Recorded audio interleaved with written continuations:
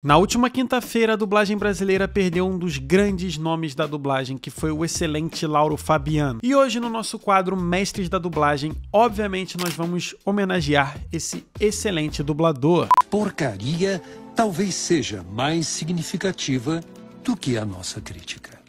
Sentada. Ei!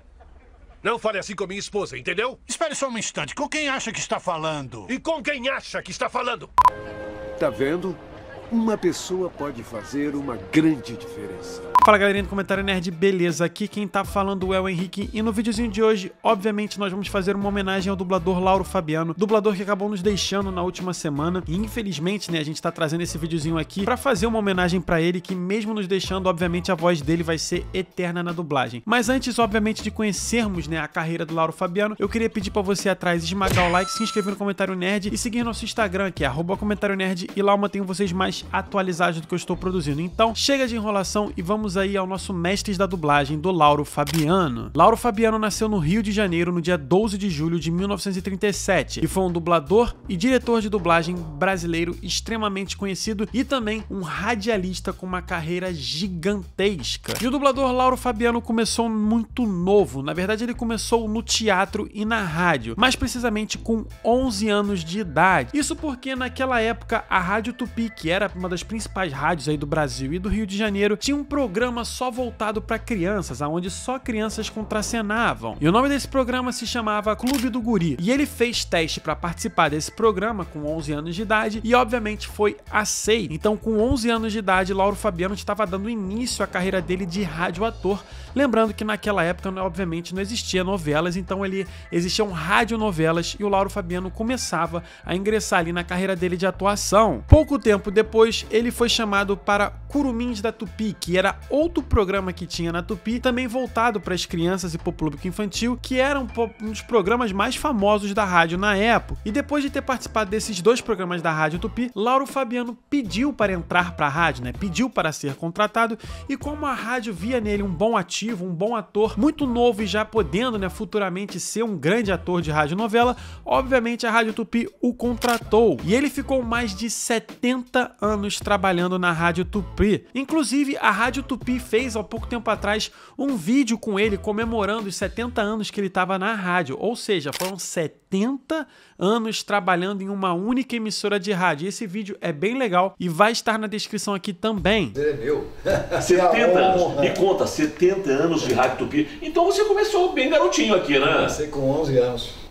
Uma curiosidade sobre o Lauro Fabiano na Rádio Tupi é que ele trabalhou num programa conhecido como Patrulha da Cidade. Inclusive, outros dubladores já passaram por esse programa, inclusive trabalham até hoje. É o caso da Naira Amorim, que é muito conhecido. O Dudu Espinosa, se eu não me engano, também já trabalhou lá. E aí, é um programa de atuação meio no improviso, que tem ali na hora do almoço, mais ou menos. E, cara, era e é um dos programas de mais sucesso da Rádio Tupi. Inclusive, se você tem minha idade ali, por volta de 25, 30 anos, seus pais provavelmente, se são do Rio, adoravam esse programa, porque esse programa fez muito sucesso. Na dublagem, ele começou também bem novo e foi com 16 anos de idade e já dublando um protagonista, né? O que acontece? A Disney estava trazendo para o Brasil uma animação que fez muito sucesso, que foi a animação do Peter Pan. E essa animação precisava de um dublador para o protagonista. Foi então que Lauro Fabiano foi chamado para dublar o personagem. Esqueceu?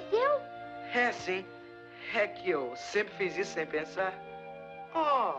Sim, Lauro Fabiano foi convocado pelo Gilberto Souto, que era diretor de dublagem na época da Disney, para dublar o protagonista do Peter Pan na animação que foi lançada em 1953. Vale lembrar que Gilberto Souto, na época, morava nos Estados Unidos e trabalhava diretamente com a Disney. E além de ter dado o primeiro trabalho pro Lauro Fabiano na dublagem, né, como dublador, ele também foi responsável por tornar o Lauro Fabiano diretor de dublagem, porque além de ser um ótimo dublador, de ter dublado personagens marcantes, o Lauro Fabiano era conhecido como um dos melhores diretores de dublagem que a gente teve. Segundo o Lauro Fabiano, no vídeo lá que ele fez com a Rádio Tupi, ele revelou que o Gilberto Souto tinha um amigo, né, que estava vindo do México pro Brasil para fazer um estúdio de dublagem. E ele falou: olha, esse meu amigo vai vir pro Brasil aí para fazer um estúdio de dublagem e eu quero que você trabalhe lá. O Gilberto Souto pegou todo o know-how, né, todo o conhecimento que ele tinha de dublagem, passou pro Lauro Fabiano e quando esse estúdio inaugurou aqui no Brasil, o Lauro Fabiano já era diretor dele. Lembra que eu falei que o Lauro Fabiano era foi muito conhecido por ser um ótimo diretor e um ótimo dublador, e ele literalmente trabalhou em quase que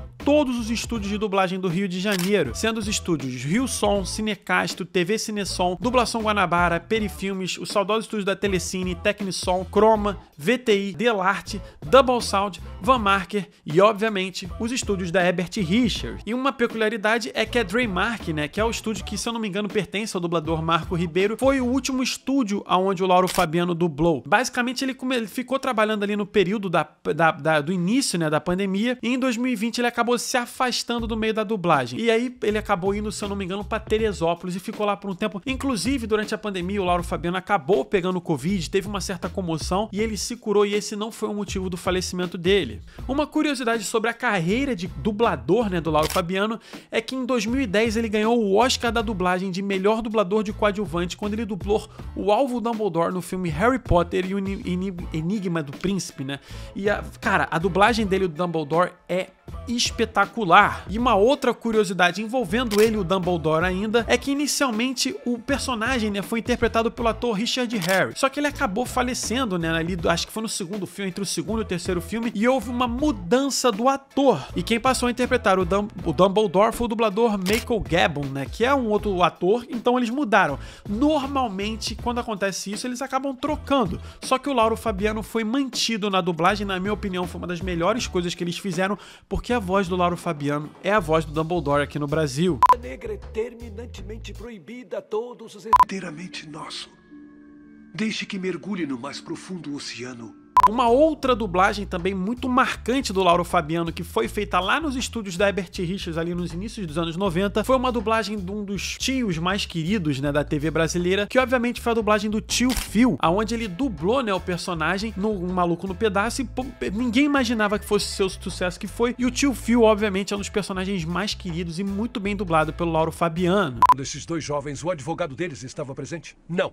Porque eu sou o advogado. E lembra que eu comentei que o Lauro Fabiano foi um dos diretores de dublagem mais conhecidos e mais queridos do Brasil? Eu vou ler aqui uma listinha rápida de algumas das produções que ele dirigiu pra vocês verem como só tinha produção espetacular, que foram os filmes A Creche do Papai, A Nova Cinderela, o anime A Viagem de Chihiro, A Inteligência Artificial, Batman Begins, Canguru Jack, o clássico O Menino do Pijama Listrado, o filme O Retorno da Múmia, Paixões em Fúria, Pecado em Guerra, a animação Mowgli, o Menino Lobo 2, o filme do Peter Pan de 2003, Pequenos Espiões 3D, o clássico filme Scooby-Doo, o filme, né, que fez muito sucesso aqui no Brasil, e obviamente o ótimo filme V de Vingança. E infelizmente o Lauro Fabiano veio a falecer na madrugada do dia 1 de junho de 2023, em Teresópolis, no Rio de Janeiro. E fica aqui a nossa homenagem, né, ao Lauro Fabiano, que literalmente foi um monstro da dublagem, um monstro da direção de dublagem e obviamente também um monstro da rádio, porque foram mais de 70 anos dedicados à rádio. E agora vamos chegar naquela partezinha do vídeo onde vocês curtem muito, e eu também, claro, que é onde a gente fala dos trabalhos mais marcantes do dublador. E vamos começar como nós sempre começamos, que é pelos atores. O Lauro Fabiano tem uma peculiaridade bem legal, é que ele já dublou o Stan Lee aqui no Brasil.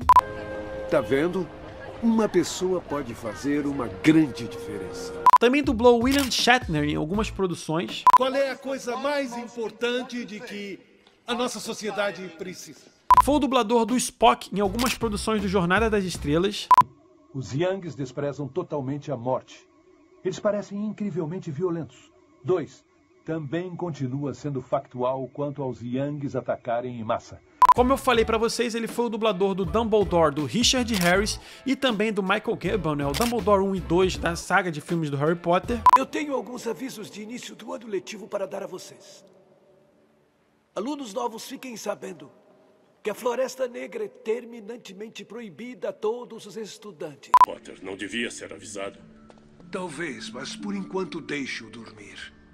Foi o dublador do personagem Ronny Cox no filme O Tira da Pesada. Dublou o Teisma no Hora do Rush, que é um filme muito bem dublado. Dublou o Livius também na produção A Queda do Império Romano. Chegou na cidade. Porque eu estou de férias. Se está de férias, que assunto tinha para resolver no escritório de Victor Maitland?